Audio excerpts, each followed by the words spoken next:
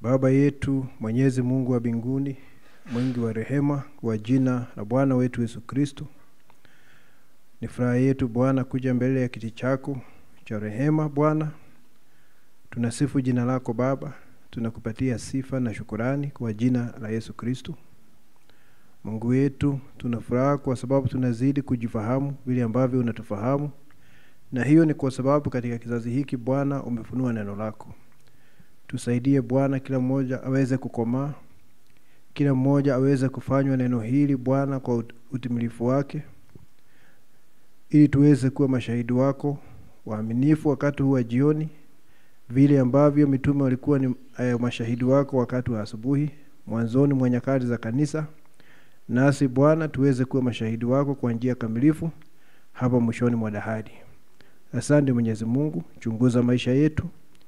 Chochote ambacho si haki ndani yetu, dhambi ya kila aina na hitilafu, tusamehe na ututakase kwa damu ya Yesu Kristo, na utuondolee hitilafu zote. Baba yetu, kupitia neno lako ninaomba ya kwamba leo hii utujenge na utuinue na utunyoshe kwa jina la Yesu Kristo. Tuna matarajio na ninaomba ya kwamba utimize matarajio ya kila mmoja wetu. Baada ya mambo yote, sifa na utukufu ni zako. Wale wanateseka katika mwili kwa sababu ya maradhi, ninakusihi Baba, unyoshe mkono wako wenye nguvu, uguze kila mmoja na umuondolee maradhi ambayo yanatatiza mwili wake. Tunaamini ya kwamba haya yote utafanya na zaidi, maana tunaomba kwa imani kwa jina la Bwana wetu Yesu Kristo. Amen. Tutafungua Biblia zetu katika waraka wa kwanza wa Petro, mlango wa kwanza. Waraka wa kwanza wa Petro na mlango wa kwanza.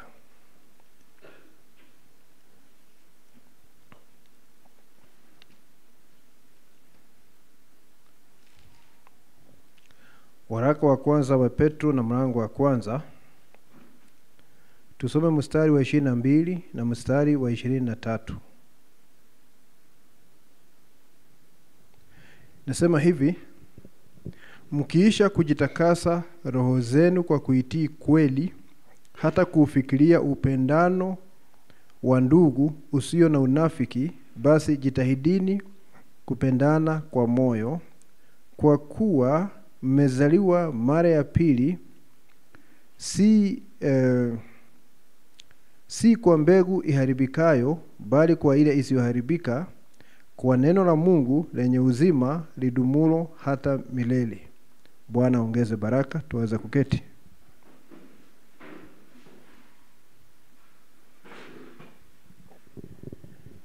Mahali ambapo tumesoma pakisema mkiisha kujitakasa roho kwa kuitii kweli, Kiingereza kinasema soul, na huwa tunatafsiri hiyo kama waaminio nafsi.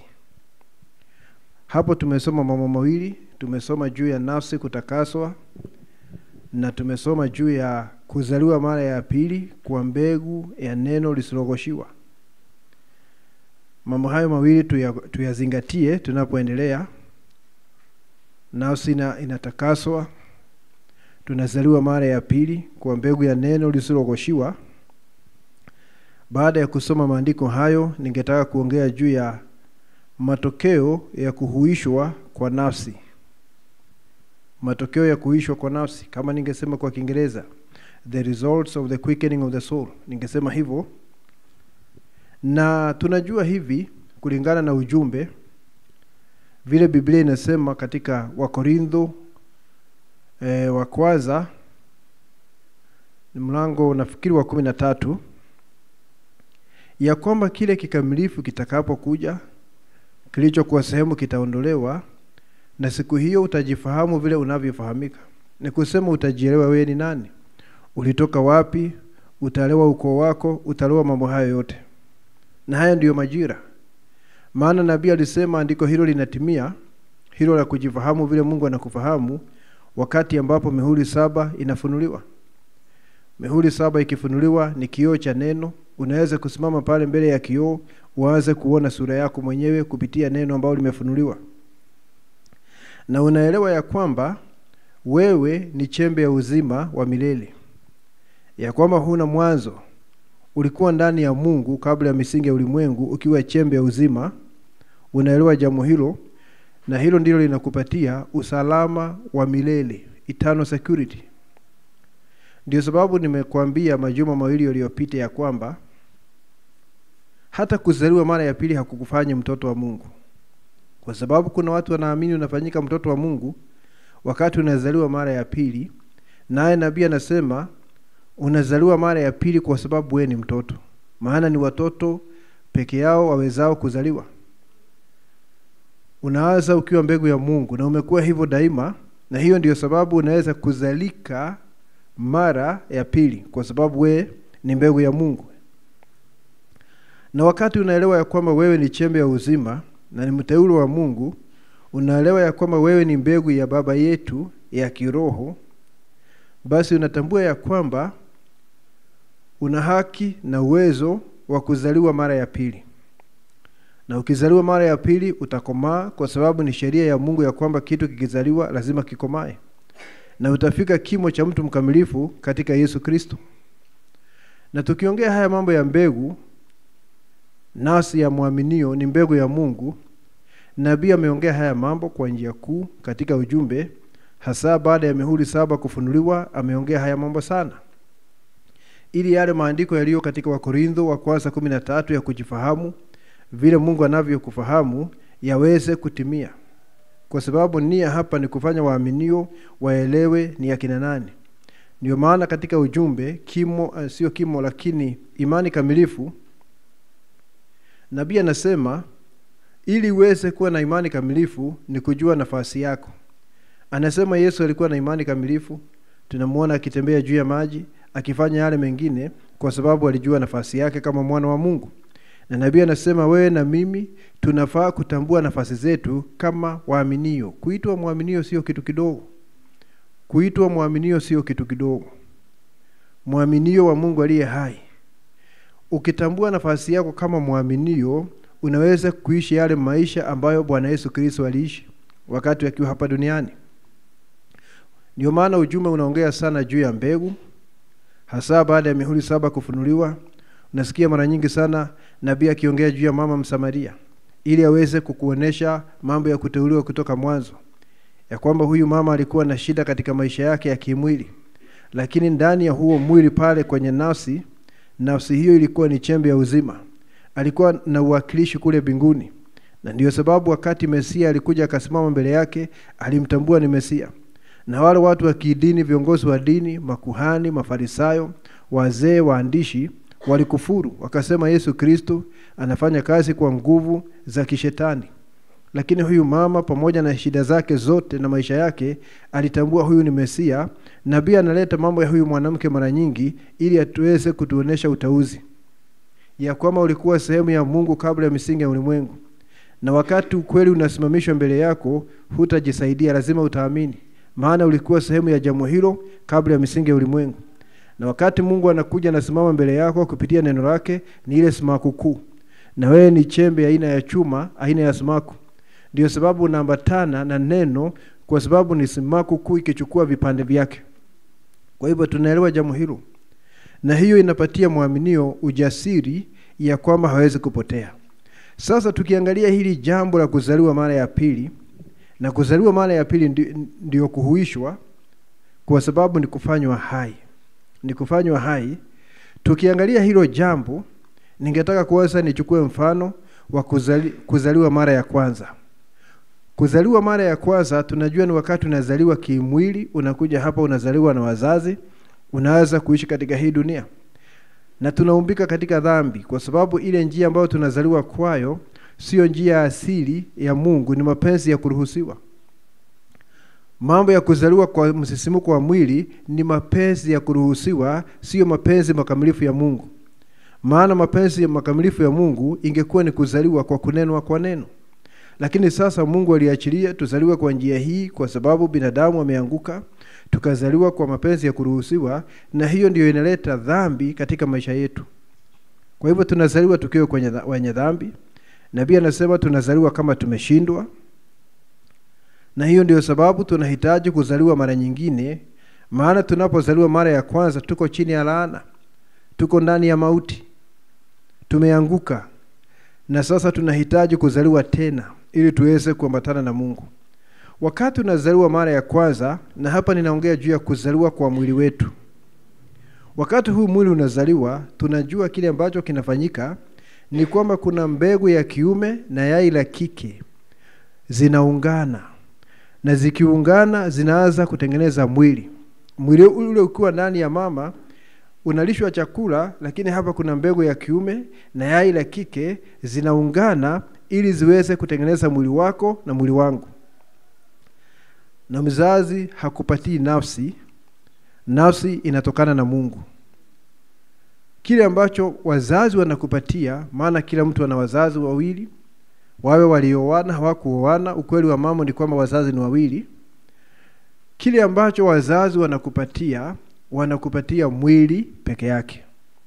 Lakini nafsi, kwa sababu hiyo nafsi ni mtoto wa Mungu na ni kitu cha kiroho, haitokani na wazazi. Inatoka kwa Mungu, lakini inaingia katika ule mwili ambao umepitia kwa hawa wazazi. Na nabii akatuambia mahali pengine ya kwamba wakati hii nafsi inashuka kutoka kwa Mungu, kutoka kwa nguzo ya moto inashuka iingie katika mwili huu ambao unazaliwa hapa, inachukua njiani, inachukua roho ya kilimwengu. Hapa kuna mambo siwezi kueleza. Baadhi ya haya mambo nabii huwa anataja, anapita, mengine huwezi kueleza. Unaona? Lakini tunaamini kwa sababu sisi ni waamini wa ujumbe. Tunaamini vile nabii anasema ya kwamba nafsi hiyo inatoka kwa nguzo ya moto. Hapa hakuna maswali, hiyo unaamini moja kwa moja. Lakini hapa anasema inaokota roho ya kilimwengu. Hapo siwezi kueleza mambo mengi kwa sababu kuna mambo ningehitaji kufahamu. Inaokota roho ya kilimwengu. Sasa ni mbili, hazijaingia katika mwili lakini ziko safarini. Zinakuja sasa, zinaingia katika mwili na mtoto anaanza kulia. Na mtoto akilia anasema is a live birth, amezaliwa akiwa hai. Hicho ndicho huwa kinafanyika. Na ndio sababu sasa wakati jambo hilo limefanyika na mtoto anazaliwa na tunaenda kuona mtoto ama analetwa kanisani ili tumweke wakfu, naangalia mtoto, unaona kuna sehemu zinafanana na mama na zingine na baba. Kwa nini? Kwa sababu ni yai na mbegu zimeungana. Ni muungano wa mbegu moja na yai zimeungana, na kila kimoja ikiwa ni yai hili linachangia nusu ya yale mambo yaliyo katika mwili na ile mbegu hivyo hivyo. Lakini damu inatokana na mwanaume. Ndio sababu watoto ama tuseme kabila likizaliwa katika dunia kama ni wana wa Israeli, halingeitwa kabila la Recho ama Lea, ni Yakobo, kwa sababu mbegu ya kiume ndio ina ule uzima wa damu. Lakini kuna chembe zinaitwa genes, sijui tungesemaje kwa Kiswahili, chembe tu tuseme hivyo, ambazo zinapatia mtu maumbile yake, umbo lake na mambo kama hayo. Nusu ni kutoka kwa baba na nusu ni kutoka kwa mama, na tunajua hiyo ni genetics, ni mambo ya biolojia. Ndio sababu ukiangalia mtu unaweza kuona kuna kwingine anafanana na baba yake. Labda namna yake ya kutembea, ile gait, labda ni ya baba yake. Labda uso anafanana na mama yake na mambo kama hayo.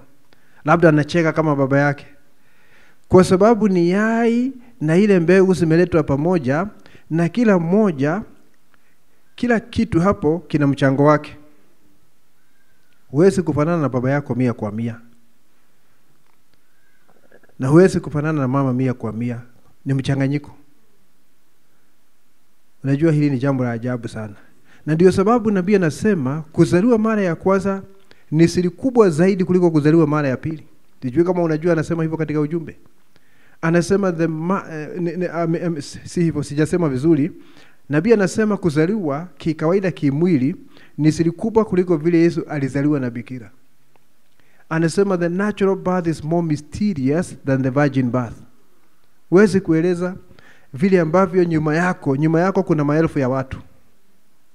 Si nyuma yako hapa, hatua ya kwanza ni watu wawili, ni wazazi wawili. Hatua nyingine moja ni 4, 8, 16. Ikifika generations, vizazi 10 ni watu 1000 wako nyuma yako. Na kila mmoja wa hao watu 1000 kuna chembe yake ndani yako.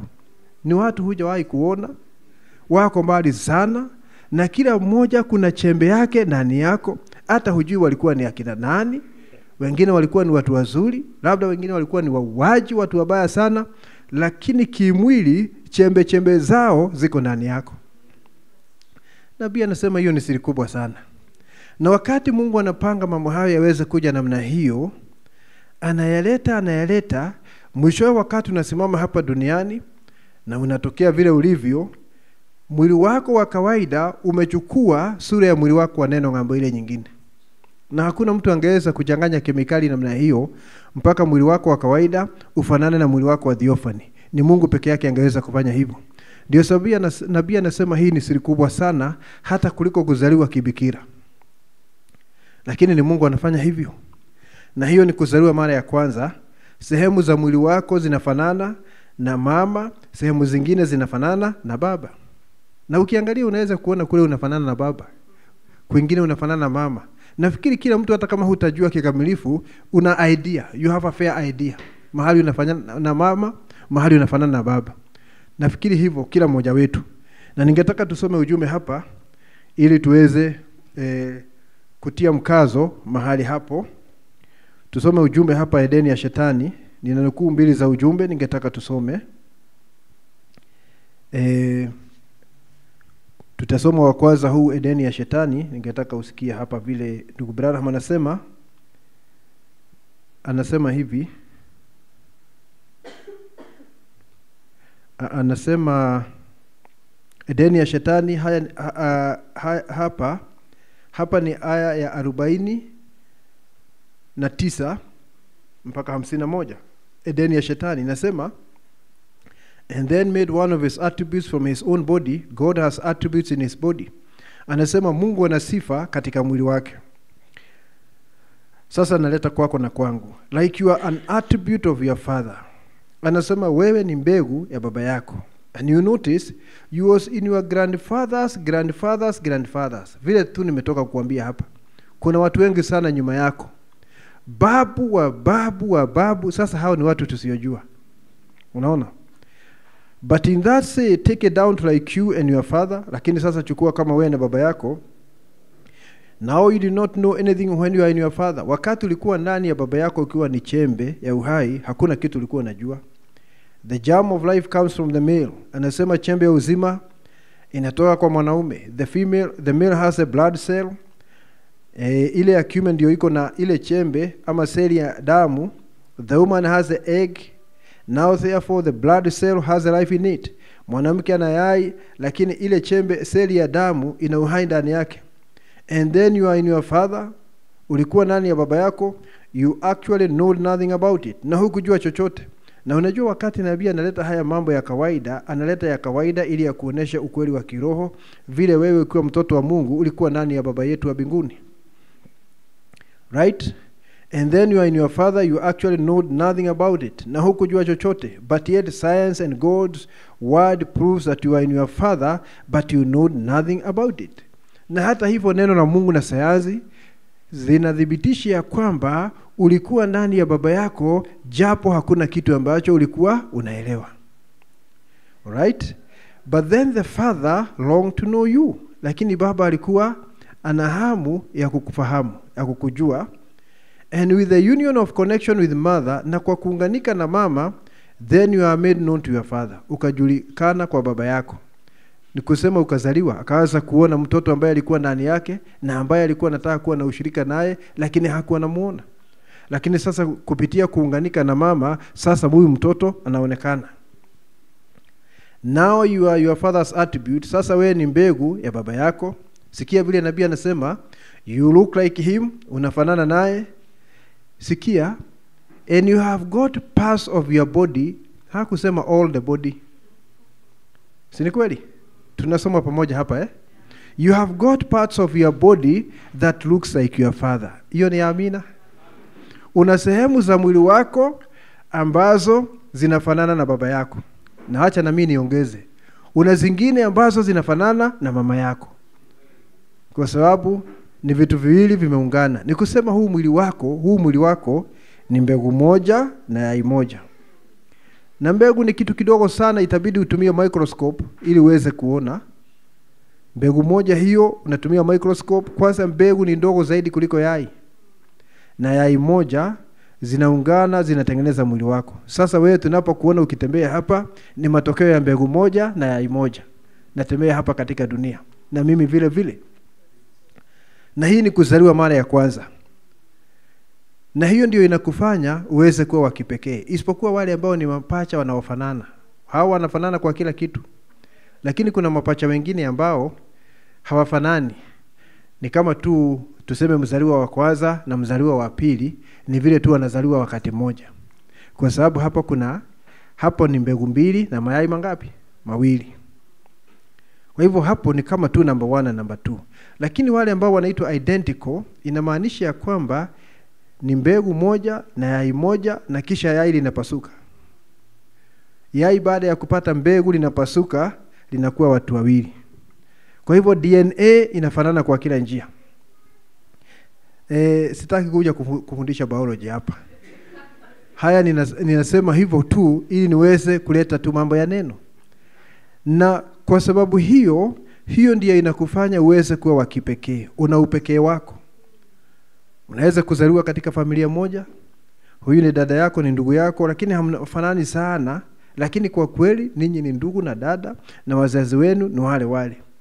Kwa sababu katika zile chembe pale, kila chembe ina upekee wake. Siwezi kuingilia hayo mambo. Hayo ni ya wale wanafanya biolojia. Lakini nataka nisome mahali pengine katika ujumbe pia. Ujumbe unaitwa kwa nini sisi si madhehebu. Aya 262, usikie vile nabii anavyosema juu ya mtoto wake mwenyewe mahali walikuwa wanaongea na mke wake. Anasema hivi, aya 262 katika huu ujumbe, kwa nini sisi si madhehebu? Anasema, how many in here ever went to the bedside? Some of you mothers, you and dad together, and look at the little boy, the little girl, and you just remind one another. Anasema ni wangapi hapa muenda baba na mama munaenda kwenye kitanda cha mtoto, yule mvulana mdogo, msichana mdogo, na mnaanza kukumbushana.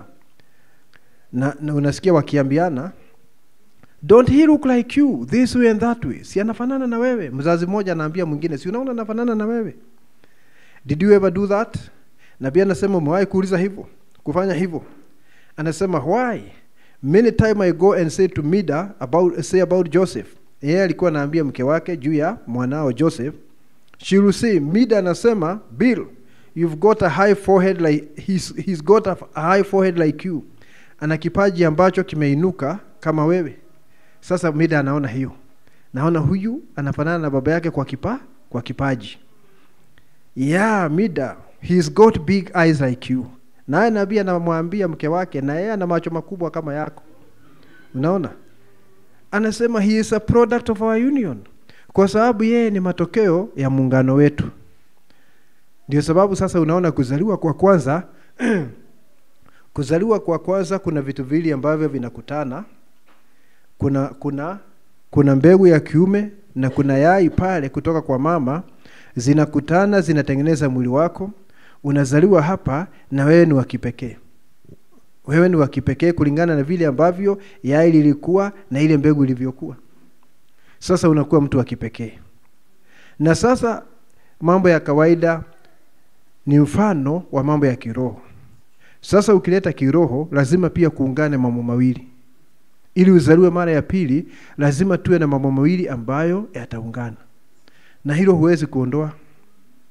Lazima kuwe na mambo mawili ambayo yataungana ili isemekane ya kwamba umezaliwa mara ya pili. Na unaona andiko letu ambalo tumesoma asubuhi ya leo katika Petro mlango wa kwanza. Petro wa kwanza mlango wa kwanza, tumesoma juu ya kwanza, tukasoma juu ya kutakaswa kwa nafsi. Tumesoma hivyo, kutakaswa kwa nafsi, na kisha kuzaliwa kwa mbegu ya neno lisilogoshiwa, neno kamilifu. Tunatakaswa na kisha tunazaliwa mara ya pili kwa mbegu ya neno lisilogoshiwa. Mungu analeta neno, na unaamini hilo neno, na kisha unahuishwa na Roho Mtakatifu. Kumbuka tunaongea juu ya matokeo ya kuhuishwa kwa nafsi. Kuna mambo mawili hapa lazima yakutane. Na siku ya Pentecost, mfano mzuri sana ni siku ya Pentecost, kuna mambo mawili yalikutana katika kila ndugu na kila dada. Wakati walikuwa katika chumba cha juu, wakingoja ahadi ya Baba iweze kuja juu yao, waweze kuwa mashahidi wake, Wakiwa katika hicho chumba cha juu siku ya 50, manake Pentecost ni 50, upepo ukasikika unashuka na ukaja na ndimi za moto zikaonekana. Si ulimi huu wa nyama, ndimi za moto. Ni kusema ni moto ambao ulikuwa na shape ya ulimi. Ulikuwa na umbo la ulimi, lakini ni moto. Na kila mmoja akakaliwa kwenye bega lake, ama tuseme sijui ni wapi ni bega, na ule ulimi wa moto. Na kisha ulimi wa moto haukuonekana, ukatoweka. Sio kutoweka, uliingia ndani ya muaminio. Muaminio tayari ni mbegu ya Mungu. Yule dada akiwa pale ni mbegu ya Mungu, yule ndugu akiwa pale ni mbegu ya Mungu.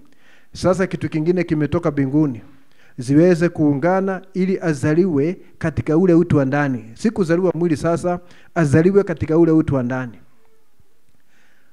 Nafikiri tunaona jambo hilo. Sasa hapa kuna viwili vinaungana, na ndio sababu nasikia Paulo akisema mahali pengine, mtu akiungana na kahaba wanakuwa mwili mmoja, lakini akiungana na Bwana wanakuwa roho mmoja. Mahali ambapo huwezi kutenganisha useme huyu ni roho na hii ni mbegu ya Mungu, kwa sababu wamekuwa kitu kimoja. Sasa hawa walikuwa ni chembe za Mungu pale juu katika chumba cha juu. Kwa hivyo ni sehemu ya kike ilikuwa inangoja. Na sehemu ya kiume ni gani? Ni nguzo ya moto ikajigawa. Wakati unaona ulimi wa moto ukikalia kila mmoja, hiyo ndiyo sehemu ya kiume. You understand?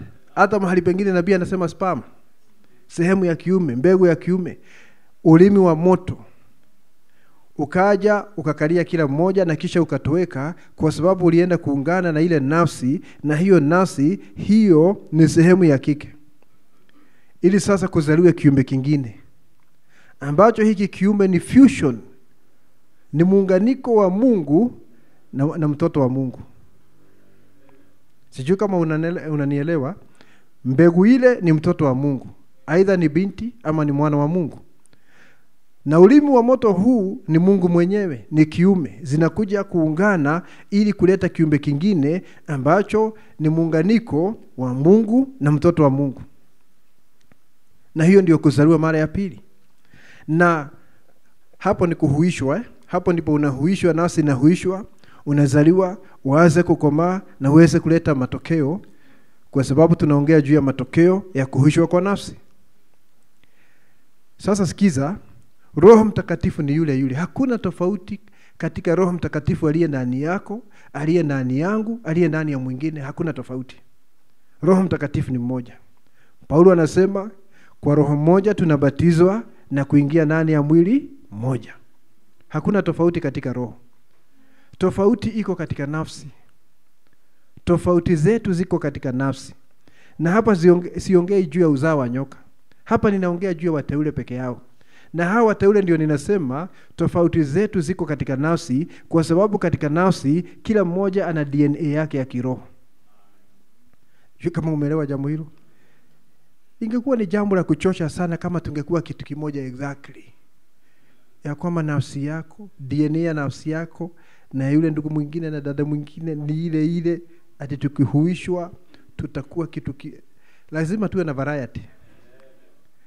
Sasa Roho Mtakatifu hana tofauti. Roho ambaye anaingia ndani yako, ndani yangu, ndani ya mwingine ni yule yule. Lakini tofauti iko katika ile chembe. Kila mmoja ni mtu kivyake. Na hiyo inamaanisha kwamba wewe ni unique, wewe una upekee wako. Una upekee wako ambao hauna mtu mwingine.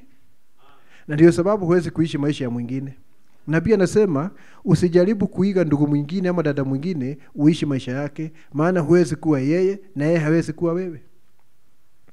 Unaweza kuchukua kitu cha kukusaidia kutoka kwa mwingine, kwa sababu maandiko yanasema chuma inanoa chuma. Hiyo inaweza, na hiyo unaongeza kwa hazina yako.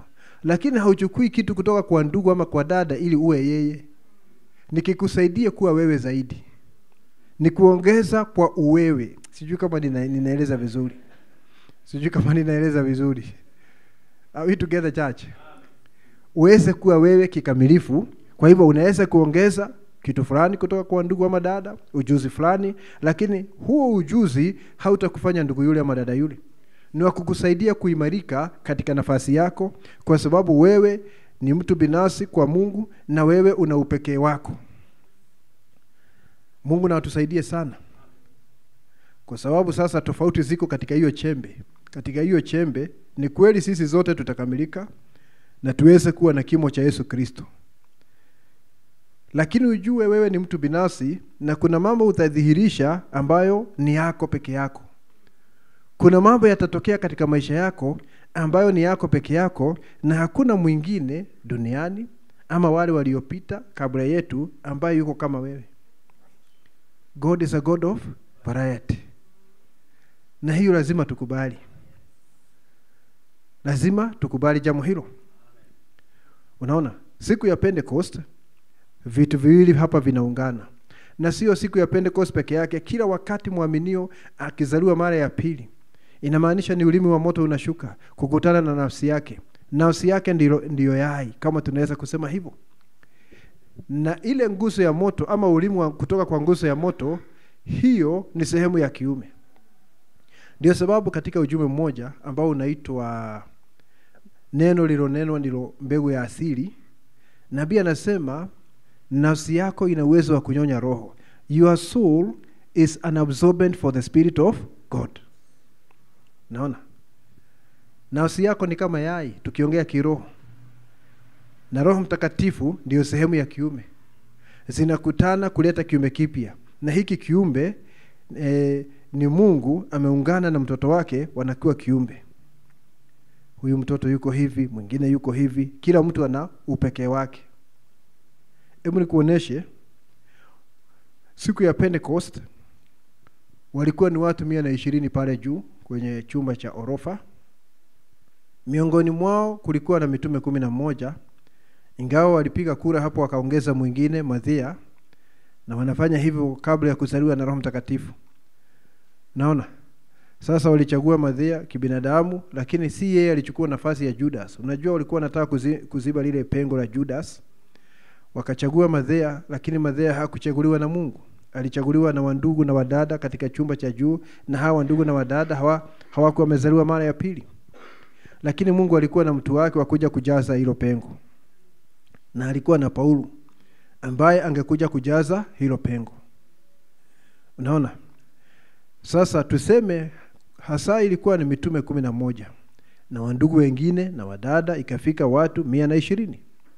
Tukichukua mitume peke yao hawa 11, siku ya Pentecost imefika na wote wako pale walikuwa nasubiri, na Roho Mtakatifu akashuka sehemu ya kiume kapatana na sehemu ya kike ambayo ni nafsi ya muaminio, na nafsi yako ni mbegu ya Mungu. Zikaungana wakazaliwa mara ya pili. Kwa hivyo sura ya Bwana Yesu Kristo ingeweza kuonekana ndani ya kanisa la kwanza. Lakini angalia, wakati walihuishwa na wote wamezaliwa mara ya pili na wote wameanza kukomaa, kwa sababu nabii anasema walikuwa wanakomaa siku baada ya siku, mpaka Kristo ambaye aliingia ndani yao akaanza kuona kupitia macho yao ya kimwili na kusikia kupitia masikio yao na kutumia ndimi zao kuongea, Kristo ambaye aliingia ndani yao. Lakini upekee wa mtu pia ukaanza kutokea kulingana na DNA ya ile chembe. Ndio sababu angalia hawa ambao walikuwa ni nguzo. Hawa mitume watatu ambao walikuwa ni pillars, walikuwa ni nguzo. Petro na Yohana na Yakobo. Biblia inasema ya kwamba wanasimamia yale mambo makuu matatu ambayo yatasalia. Baada ya karama zote kuisha, kuna mambo matatu makuu yatasalia: upendo na tumaini na imani. Lile kuu tunajua ni upendo. Sasa angalia, wamehuishwa, lakini sasa upekee unaanza kutokea, uniqueness. Petro anaonesha imani. Si ni kweli? Yakobo anaonesha tumaini na Yohana anaonesha upendo. Na wote ni mitume na wote wamezaliwa, lakini hapa kuna kitu ambacho ni tofauti moja na mwingine kwa sababu ya ile chembe iliyo pale ndani. Na ukielewa hivyo ndugu, wakati unazaliwa mara ya pili, hutaanza kuangalia ndugu fulani iwe kama yeye. Unataka ukae hivyo Mungu akuongoze uwe wewe. Na ufike ile potential Mungu alikuwa amekuona. Unataka Mungu akusukume, uendelee kuwa wewe kulingana na ile potential, ufike mahali Mungu alikuwa amekuona. Angalia jambo lingine juu ya hao mitume pia. Nabii anasema akiongea Mungu ni Mungu wa variety, anataja tena Petro na Andrea na Paulo. Wote ni mitume. lakini hawafanani kwa kila kitu. Na wamezaliwa mara ya pili, lakini kila mmoja anaonesha upekee wake. Anasema Petro ni wale wahubiri moto, firebrand. Alikuwa mhubiri moto. A man who can bring the house down. Kwa sababu ni mhubiri moto. Anasema naye Andrea hakuwa hivyo, mara nyingi alikuwa ni mtu wa maombi. Intercessor na ni mtume, anakaa kwenye magoti, mara nyingi ni kuomba, hata anaombea Petro akiwa uwanjani, na yeye ni mtume kama Petro. Nani amemfanya hivyo? Ni Mungu kulingana na ile DNA. Kumbuka roho ni moja, lakini tofauti ni pale katika chembe ya uzima. Hapo ndio kuna utofauti. Anasema alikuwa prayer warrior. Anasema naye Paulo alikuwa ni nabii, and he was scholarly. Anaonekana ni mtu amesoma na alikuwa ni nabii. Unaona? Hiyo ndio ilikuwa staili yake. Tofauti haikuwa katika Roho Mtakatifu, kwa sababu roho ni mmoja. Tofauti ilikuwa ni katika ile chembe. Tunahuishwa, tunazaliwa mara ya pili, lakini lazima kila mmoja aweze kuonesha upekee wake. Ndio sababu unaona Mungu pia na huduma 5. Kuna watu wanaitwa mitume katika huduma 5, wainjilisti ni fold ni 5. Haisemi watu 5, ni mikunjo 5. Hatujui ule mkunjo ambao unaitwa apostles ni wangapi katika dunia. Hatujui mitume katika ule mkunjo wao ni wangapi. Kuna mkunjo mwingine wa wachungaji, kuna wainjilisti na wale wengine. Ni Mungu akionesha variety. Unaona jambo hilo? Huwezi kupatia mwinjilisti aweze kuwa mchungaji wa kanisa, hata kuwa na uvumilivu, kwa sababu mambo yake ni haraka na kuchonga na kukata hivyo na kwenda zake. Mambo ya mchungaji ni tofauti. Shida za watu. Unajua hivyo?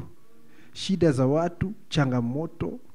Mwingine anakuja analia, anaona ni kama dunia inaisha, na amekuletea hiyo shida usuluhishe. Unaona jambo hilo? Anaongea juu ya mitume, anasema ni watu wa kuweka mambo katika utaratibu, a set in order. Na hawa watu wote wamezaliwa mara ya pili. Na hawa watu wote ni watumishi wa Mungu. Lakini namna ambavyo wanaoperate si kwa njia moja. Kila mmoja ana upekee wake kulingana na ile chembe. Ndio sababu unaona hata huwezi kuombea mambo mengine.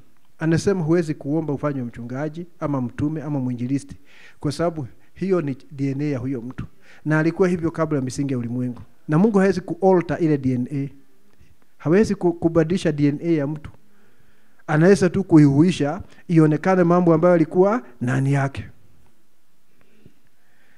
Nafikiri tunaona mpaka hapo. Na kuna majukumu mengi sana ndani ya kanisa, kwa sababu kila muaminio kuna mahali anaingia katika ule mjengo. Kuna mahali anafit katika ule mjengo. Kwa sababu ni mtu binafsi na ni mtu wa kipekee. You are unique, brother. Na Mungu ni Mungu wa mapambo mengi tofauti. God of variety. Anasema, nabii anasema, ukisoma ujumbe anasema usijaribu kuwa kama ndugu mwingine. Wacha Mungu akuongoze uweze kuwa wewe tu, vile alikusudia. Anasema unapata katika ufalme wa Mungu kuna wandugu ambao wanaongea sana. Yaani mtu wa kuongea kila wakati. Na ni ndugu mzuri, na ni dada mzuri. Anasema mwingine hataki kuongea sana. Na si kwamba ni nafiki, yeye ni namna yake tu. Kwa sababu Mungu ni Mungu wa variety. Kuna ndugu ambaye mkiingia mahali, yeye amejaa, unaona, amejaa vibe na nini, mambo hayo yote. Wandugu, hai! Yaani mambo kama hayo. Hata mkienda kwa ofisi yote milango itafunguliwa because he is very forceful. Mwingine naye ni kama muoga hivi, hata anashindwa hii ofisi nitaingia namna gani. Na wote ni wandugu. Ndio sababu tunahitaji kila mtu kila mahali.